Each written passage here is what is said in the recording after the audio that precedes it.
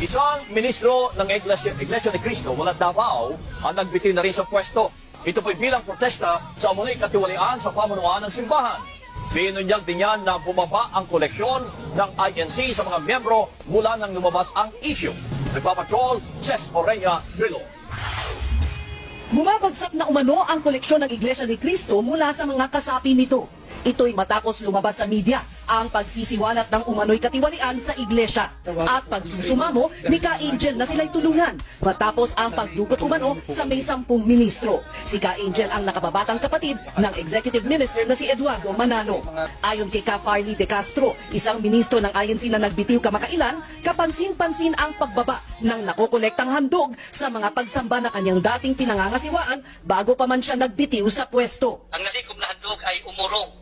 Pag sinabing umurong, bumaba po. Bumaba po, bumagsak po ito. Gano'ng kalaki ang ibinagsak?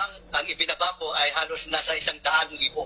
Ayon pa kay Ka-Farley, maging sa tinatawag nilang mid-year pasasalamat, bumaba ng 100,000 kumpara sa isang taon. Ayon pa sa isang source, binawasan ng 30% ang sweldo ng ilang staff ng INC. Nitong Martes nagbitiw sa tungkulin bilang ministro si Ka-Farley. Katwiran ni Ka-Farley, hindi na niya kayang tiisin ang pananahimik sa gitna umano ng katiwaliang nangyayari. Sinisisi niya ang asawa ni Ka Eduardo Manalo na nasa likod umano ng katiwalian at kasinungalingan. Ugat na dahilan. Kaya ang kapatid na bibilin pintura, Manalo. Totoo lahat ng sinasabi kong ito. Sumpayin ako ng Diyos. Sumpayin ako ng Diyos. Ito'y kasinungalingan.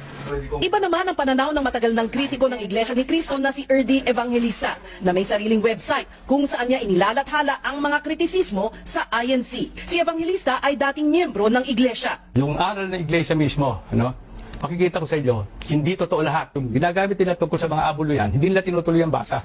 Halimbawa, tulad dyan, nakalagay, magbigay ang bawat isa, ganun-ganun. Pero kung kanina mo ibibigay, yung kasunod na talata, hindi nila babasahin yun.